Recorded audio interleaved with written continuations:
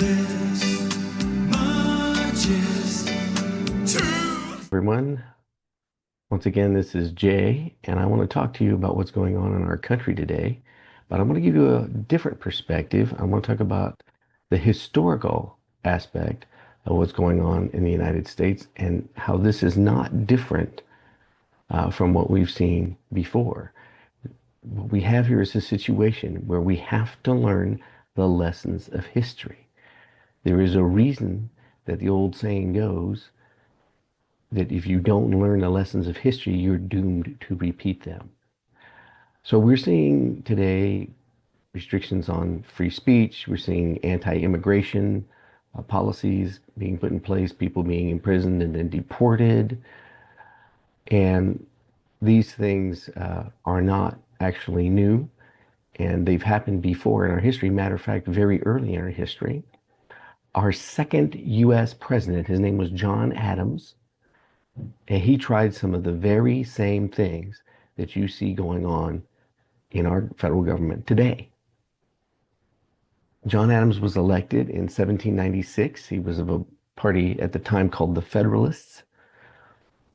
And he was born in Massachusetts. He was what they call a Yankee. And for a little better explanation on some of this, I'm going to refer you to the book called American Nations.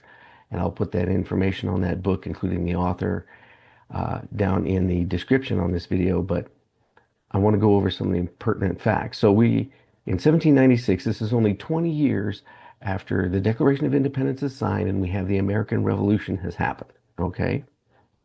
Now, the Yankee culture that he came from, he was born in Massachusetts. He tried to force their Yankee, as it were, cultural and political views on the rest of the country. They had certain political beliefs. Okay, you can have a free election, but you owe complete allegiance to this person you've elected, including everything they do or say in office until the next election, when you can get rid of it. You don't get to say anything against them while they're in office, even if you disagree. Okay, this is one of those attitudes. Now, interestingly, Adams wrote a book called A Defense for the Constitutions of Government of the United States of America. It's a 3-volume book. He wrote this while he was traveling in Europe. And in this book, he advocates for a strong, independent executive or president. Okay, note this. All right. Now, we have some historical events that impacted the setting and the political environment of his day. The French Revolution ended in November of 1799. Okay, so this is just like 3 years after he is elected. Haiti, the island nation in the Caribbean, gained their independence in January of 1804. Well, it turns out there was about 25,000 immigrants who were French people who came from Haiti to the U.S. after this. So this is where some of the anti-immigration sentiment comes in. But mind you, these are French people.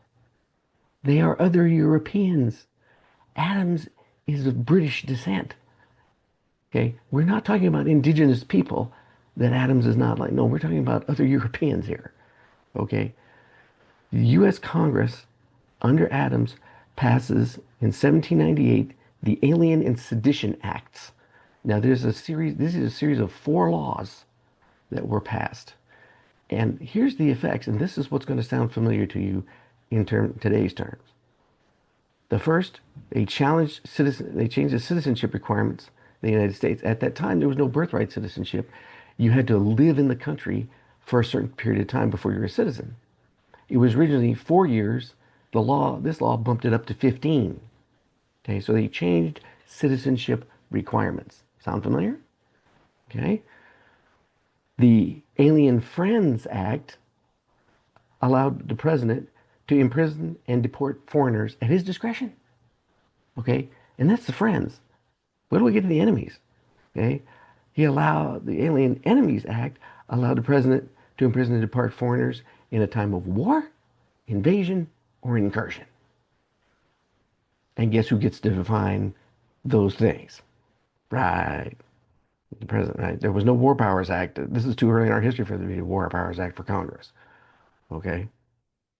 Then the last thing, they criminalized criticism of the federal government, including the president and Congress, and that's basically a restriction on free speech. Okay. So this is what's going on. We have an anti-immigrant agenda. We're trying to change the citizenship requirements and free speech, especially criticism of the government, is being restricted. Okay? And note this other parallel. The Massachusetts legislature declared his presidency the golden age of America. And who else has been talking about that? Who's been saying that these days? All right, the current president. That's right. This is what we're seeing. Now, what were the results of Adams' policies? Did this stay or did this go wrong? Well, the Alien Enemies Act, which was passed, is actually still in force. It was amended in 1918 to include both genders, male and female, but it's still in effect. But the other three laws were all overturned within a few years of Adams leaving office. He lost the election of 1800, so he was only one-term president. He was in for 4 years, and that's it. And as a consequence, his political opponents dominated the federal government for the next 25 years. These are serious lessons of history we need to read, learn, pay attention to, and I want to encourage you to read it, understand it, and act on it today. Be aware and understand this is not new. What you are seeing today has happened before. We must learn the lessons of our own U.S. history. Thank you very much for your time, and I'll see you on the next video.